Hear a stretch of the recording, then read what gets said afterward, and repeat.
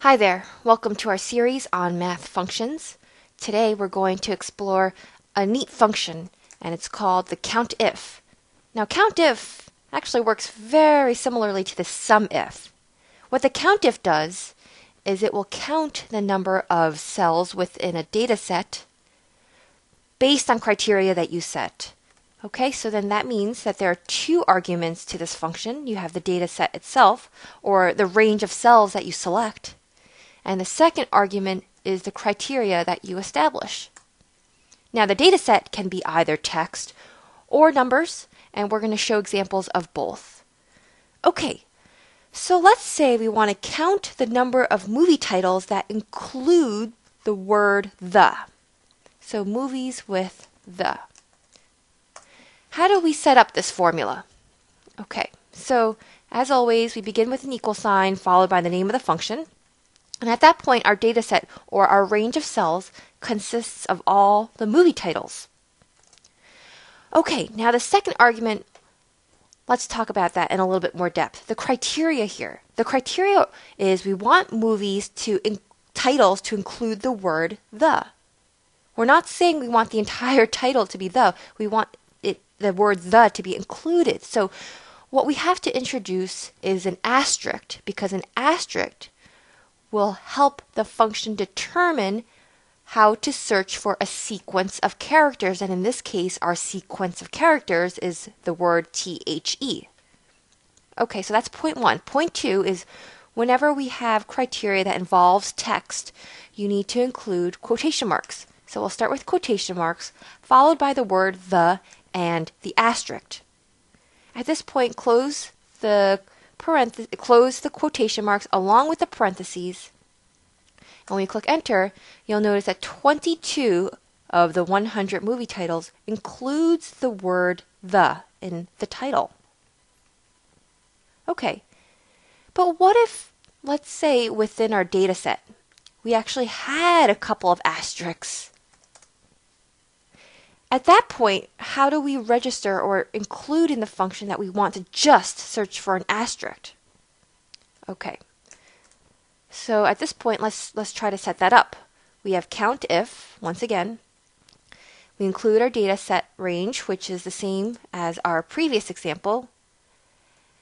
And now for the criteria, we have to introduce a tilde, because the tilde preceding the asterisk tells the function that we are only looking for asterisks. Okay, the asterisk no longer means a sequence of characters. We're looking for the asterisk itself. Again, close the quotation marks along with the parentheses, and just as we set up in this example, there are two asterisks in our data set. Okay, let's move on now to including cells or a range of cells that are numbers, gross sales. So let's start off with an easy example. Let's say how many movies have a gross sales of a given number. And in this case, our given number will be 623,357,910,623,357,910. Countif. Now we select the proper data range, which is the gross sales. At that point, let's just reference the number we want. And that's the number we set here in cell D6. At that point, we know by construction that there is only one movie, which is the Avengers. Okay, but we can do something even beyond that, right? We don't have to simply select one gross sales that we're seeking.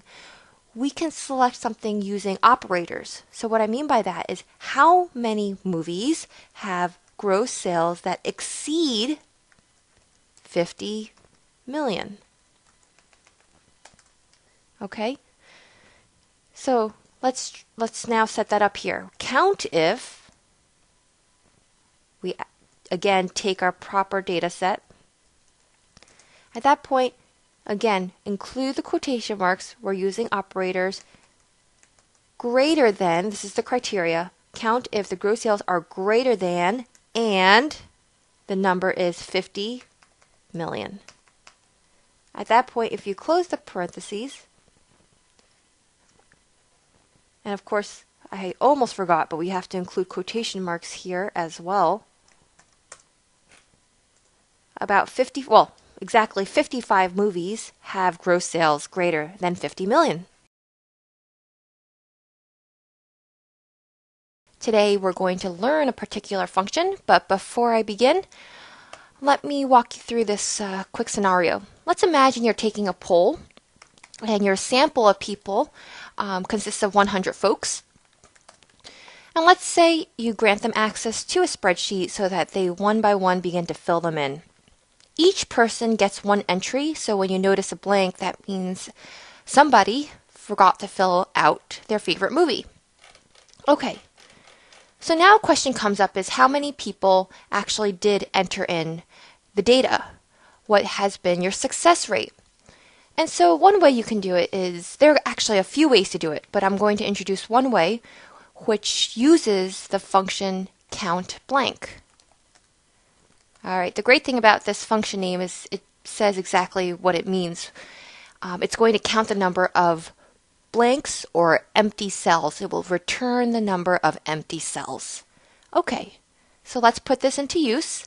Equals Countblank. The range would consist of all the data in your data set. So I'll highlight all these rows. And we will assume that Wanderlust is the very last entry for the last person. At that point, the Countblank returned a number of 28, which means that 28 of the 100 people that you polled did not enter in their favorite movie.